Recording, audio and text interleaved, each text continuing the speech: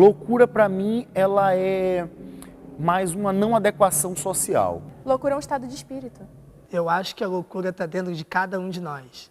É quando aquilo que está guardado dentro da psique humana se revela de uma forma pura e límpida, de forma que isso muitas vezes é estranhado por aqueles que mantêm guardados essa natureza. Um pequeno desvio do que você acha que é normal, que você vê no outro, você já acusa como loucura. O que nós não compreendemos, o que nós não taxamos como certo, o que a gente não consegue padronizar é louco. Tem tanta coisa, dá pra gente ir pra tanto campo falando da loucura, mas eu acho que a pior é a que cega, essa que te faz ficar fechado num lugar e não conseguir ver o outro, não conseguir respeitar o outro, nem você mesmo. Eu acho que essa é a loucura mais perigosa que a gente tem no momento. Tudo que está fora da definição de lógica é insanidade, né? E eu acho um terreno bastante delicado, assim, principalmente hoje em dia, que essa abordagem à insanidade da área da medicina já evoluiu muito no sentido de ser muito mais humanística, né? Fica um pouco difícil de você pontuar e fazer uma regra para definir o que é normal e o que é loucura. Eu não me arriscaria. Caros co-cidadãos, itaguaienses e dos demais arredores, aproximem-se, por favor, venham. Aproximem-se todos. Estão todos confortáveis? Estão todos bem acomodados? Pois sejam todos muito bem-vindos ao nosso humilde lar, a Casa Verde. Acolheremos aqui todos aqueles que não se encontram em seu perfeito juízo dos estados mentais, pois, por isso, gravei no frontispício desta casa a famosa frase de Maomé, que dizem ser veneráveis os doidos. Amém. Amém. Tudo surgiu numa conversa com o meu orientador, né, que eu queria montar uma Mahassad. E a gente viu que era uma peça muito complicada, muita gente, muito ator, envolveu muita coisa. E quando a gente começou a estudar o texto, a gente viu que o próprio texto já dirige quase, assim. A montagem do Peter Brook, que fez desse texto Peter Weiss, do Mahassad, já é praticamente o que está no texto, não tem uma criatividade de direção, de adaptação, fica muito restrito. E o Renato me orientou de por que a gente não traz uma coisa para o Brasil que envolve a questão da loucura, que envolve os conceitos que você quer abordar, e me apresentou o Conto do Alienista, que foi uma montagem que ele já adaptou há muito tempo atrás, quando ele era diretor do Grupo Tapa. E aí eu falei, cara, agora eu quero fazer a minha adaptação e vamos lá. Eu amei o conto, eu li o conto, amei. E a partir disso a gente começou a trabalhar nessa adaptação e eu amei a peça e quero fazer ela para todo mundo. E que grande novidade é essa para tão surpreendente mudança, senhor? Um importante homem está vindo a Itaguaí. Que homem é esse? O rei?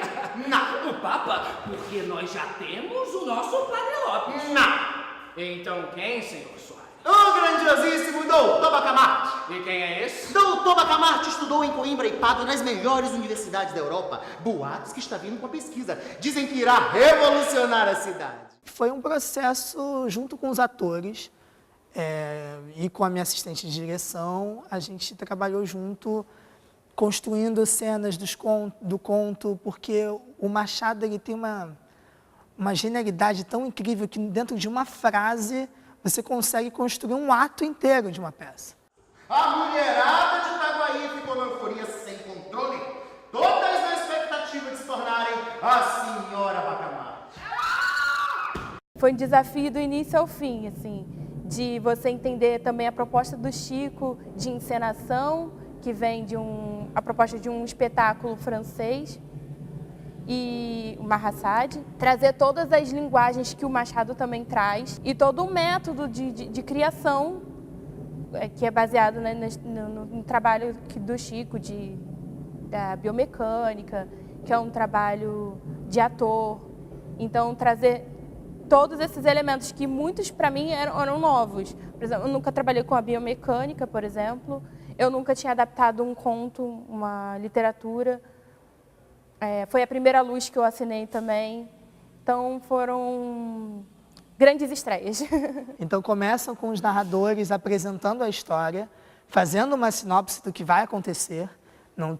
Acontece um spoiler já no início, não tem nenhum mistério. No início eles repetem, o público vai entrando e eles vão repetindo a história da chegada do Dr. Bacamarte. Depois entram os personagens, esses loucos eles se transformam nos personagens da história.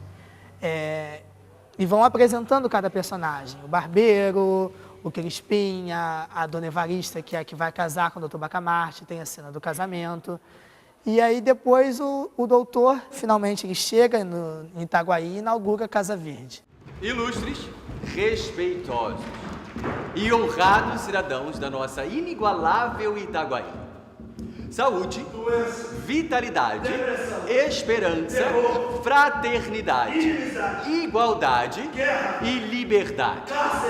Essas palavras agora preenchem o dia a dia, as ruas e as casas da nossa amada cidade. Foi isso que ele trouxe a Itaguaí. Elas representam o significado da cor verde, uma novidade que chega a Itaguaí para colocá-la não apenas no mapa, como na história da ciência mundial, expandindo as suas próprias fronteiras. E a partir disso ele começa a internar os primeiros loucos da cidade, que são os reais loucos, né? Os que eram considerados por toda a população loucos. Depois ele entra em outro estado de pesquisa que encontra as loucuras em outros lugares, na corrupção, em podres que seriam normais para a gente, mas que para o Dr. Bacamarte não eram. E ele acaba internando 3/4 da população de Itaguaí. Ele chega à conclusão, na última conclusão dele, que na verdade os loucos devem ser a minoria. Então ele vê que na verdade as pessoas que são boas, que são de bom caráter, que são as loucas. Então ele solta todos os loucos que ele tinha internado e começa a internar as pessoas que são consideradas sãs, né? E depois essas pessoas acabam encontrando os podres dessas pessoas, ele acaba curando as pessoas, né? Voltando a um ser humano normal, que erra. E aí ele chega à conclusão que, na verdade, o único que era a pessoa totalmente honesta, totalmente correta, era ele. Então ele acaba se internando na Casa Verde. E todos estão soltos e ele que fica só. Tu és perfeito. A questão é científica, pois eu quero que percebam que se toda a sociedade de Itaguaí é louca, e eu possuo o mais perfeito equilíbrio, eu sou a única exceção e possuo em mim a teoria e a prática. Logo estou louco e recolho minha Casa Verde. Você está assistindo O Alienista e a gente volta já já. Teatro no Campus está de volta com a peça O Alienista. Sou classe média, sou papagaio de todo telejornal. E acredito na imparcialidade da revista semanal. Sou classe média, eu compro roupa e gasolina no cartão. Odeio coletivos e vou de carro que comprei a prestação. Classe média. Adoro Machado de Assis, né? Então, para mim foi uma grande alegria trabalhar com um conto alienista. Eu acho que é um conto muito atual em relação, né, ao quadro que a gente vive. Tem muitas metáforas, então a parte metafórica, a parte poética do figurino, eu fui muito fiel ao que o autor quis propor.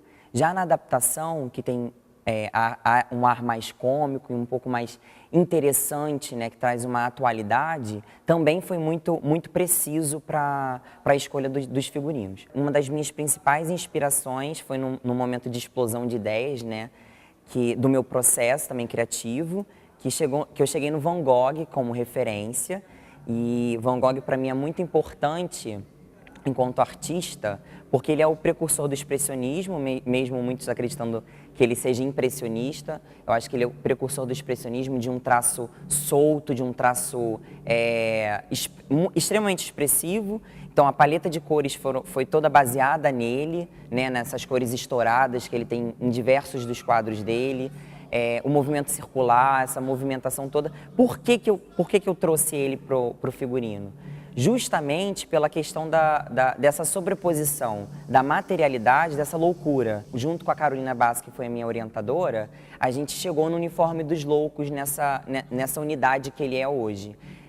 Que também é extremamente importante, porque transmite para o público, acredito eu, que foi a minha proposta de transmitir para o público, o cru, né? O ser humano nessa totalidade, nessa vulnerabilidade que é a pele na pele. E essa poética dos traços, essa poética dessas cordas que perpassam por todos os atores, e que eu acho muito interessante que os atores desenharam como seria mais ou menos essa disposição das cores, essa disposição das cordas, e aí eu fui e bordei por cima desse traje. E aí esse traje ele é a materialização dessa loucura, então todos estão em uma certa unidade, uniformizados, mas cada qual na sua própria vulnerabilidade, na sua própria loucura. Eu gostaria de me desculpar pela fala do meu paciente. Ele não se encontra no seu juízo perfeito. Eu creio que ele sofra de um distúrbio dissociativo de imagem que consiste na criação não apenas de histórias, mas como de uma personalidade inteira associando sonhos à realidade. É um distúrbio muito comum em atores de teatro. No ano passado, eu já tinha trabalhado com o Francisco na caracterização do percevejo, e foi um trabalho que acabou rendendo uma quantidade de material de sobra muito interessante, e também teve um resultado estético bem diferenciado do que a gente costuma ver numa montagem teatral acadêmica aqui da Unirio. Inclusive, eu fui convidado agora para levar essa caracterização para a Quadrienal de Praga, e por conta de todos esses desenrolares, o Francisco acabou me convidando novamente para assinar a caracterização do TCC dele. Na verdade, foi uma loucura, porque a gente ficou nesse meio do caminho, vai assinar, não vai assinar, vamos testar uma pessoa diferente, vamos fazer com ele de novo. E aí, nisso, o tempo foi passando e quando viu, já faltava pouco mais de um mês para a estreia. E aí eu me vi no grande desafio de conceber a caracterização mais rápida de toda a minha vida. O que eu destaco do meu trabalho nessa montagem foi principalmente essa concepção de cabelos e de barbas. Tem o personagem do Crispim, que é muito emblemático pela cena inicial, em que ele tira a barba no barbeiro, e foi um tanto complicado desenvolver esse mecanismo para que essa barba ficasse ao mesmo tempo realista e pudesse ser removida.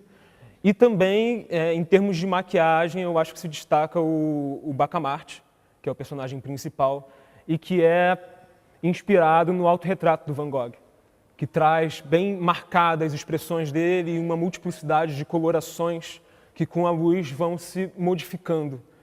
Vão se modificando tanto os caráteres desses personagens como o estado de espírito deles. Eu não dou satisfações dos meus atos como alienista a ninguém, salvo, é claro, Deus e os mestres.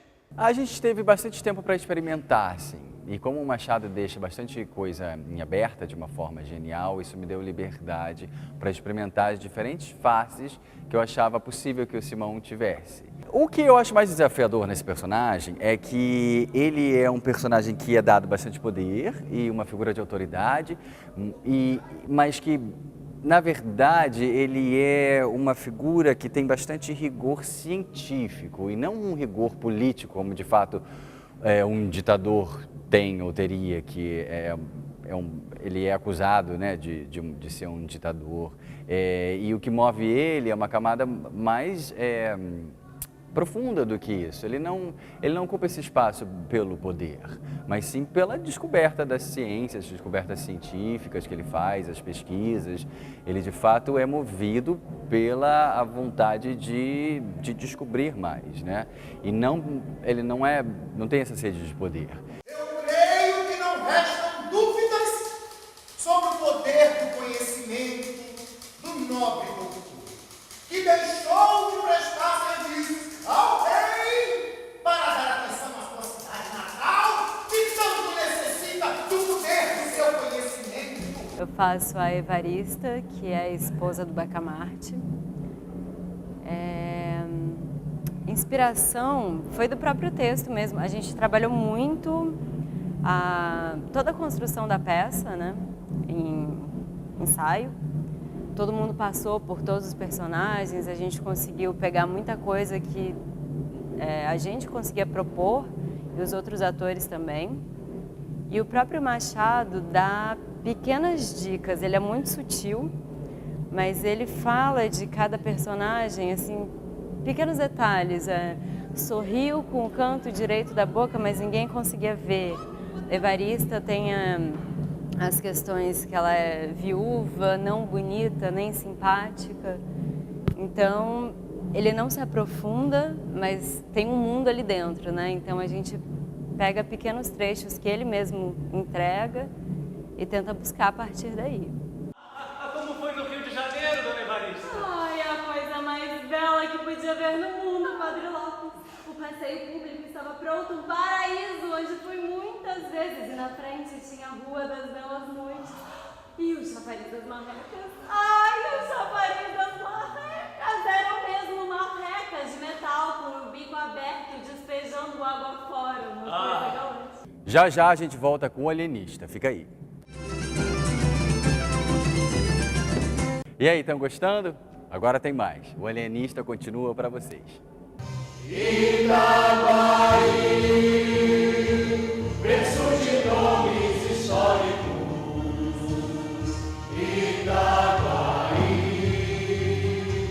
terra de homens heróicos. O seu clima faz viver, seu céu geranil. Tudo isso quer dizer Brasil, Brasil, Brasil. Na peça eu faço 2 personagens, faço o Crispim Soares, que é um boticário, e faço o vereador também. Como nós começamos a construir, né, a peça, foi uma colaboração, foi um trabalho conjunto, né? Eu já conhecia o conto, já tinha lido na adolescência, eu li novamente, e nós começamos a nos debruçar no texto, transformando a crônica em diálogo, né? A estética mudou bastante, mas sempre muito fiel ao texto. E foi um trabalho coletivo mesmo. Nós trazíamos cenas, nós escrevíamos cenas, propostas de esquetes e mostrávamos ao diretor. Depois eu comecei a partir da construção dos elementos desse boticário. Então eu trouxe objetos de cena, pesquisei como era a botânica na época, né, que equivale à farmácia hoje em dia, como é que surgiu esse trabalho, o que é que um boticário fazia e principalmente como era a relação dele com o Bacamarte, porque o boticário ele tem uma relação muito próxima com o Bacamarte, né, com o doutor Bacamarte. Ele não é um médico, mas ele fornece o remédio. E o boticário, na época, essa profissão, você tinha muito a cultura popular. Você tinha, o boticário ele fazia ungüentos, misturas, você não tinha ainda a farmácia muito bem estruturada. Usava-se muito elementos da natureza, plantas, misturas. Então isso foi um elemento que eu trouxe também para a peça. Tratando de experiência de alto valor psicológico, desiste do estipêndio votado pela Câmara, bem como nada receberá da família dos enfermos. O vereador foi uma mistura de vários políticos. Uma sugestão do orientador do Renato Caraí, que ele sempre falava, eu quero ver um político baiano. Dada a proposta da construção da nossa casa de Orates, eu dou como encerrada a nossa sessão. A peça, quando eu li quando era mais novo, foi na época da escola, eu não conseguia enxergar o viés político que ela tem. E aí, quando a gente começou a estudar a peça, a gente viu que tinha coisas que dialogavam com o contemporâneo, a situação política.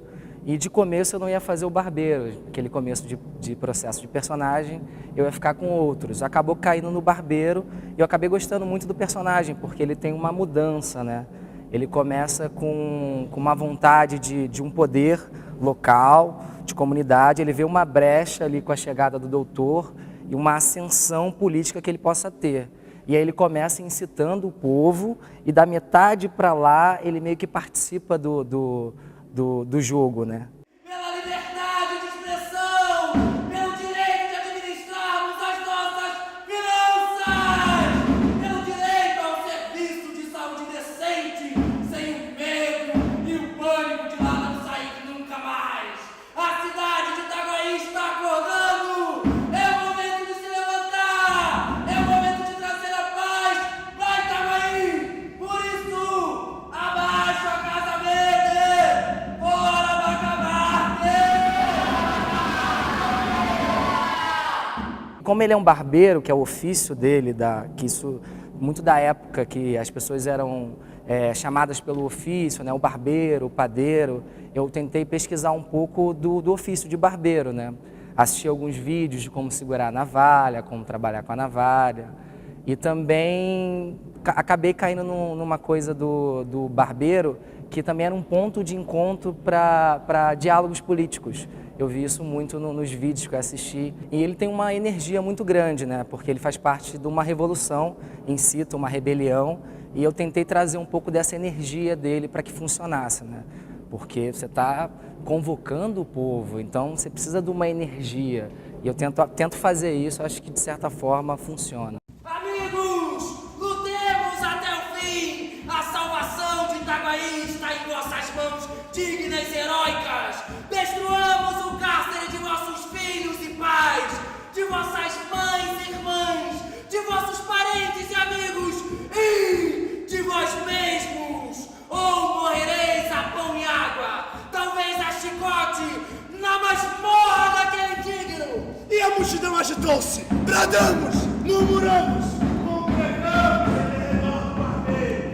Era a revolta que tornava-se da ligeira síncope e ameaçava arrasar a Casa Verde.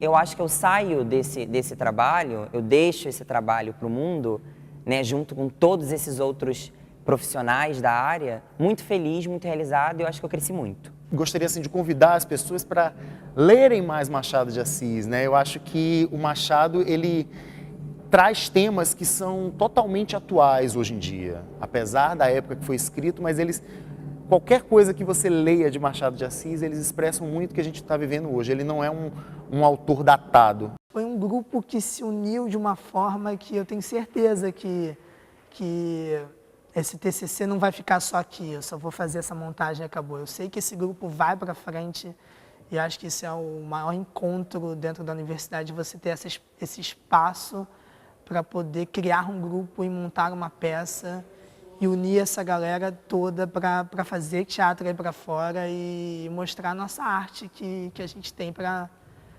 mostrar mesmo, para levar para a população, não ficar só aqui dentro da universidade. Eu agradeço a vocês, pois não haveria possibilidade de ser erigida nenhuma verdade científica sem a loucura de vossas crenças.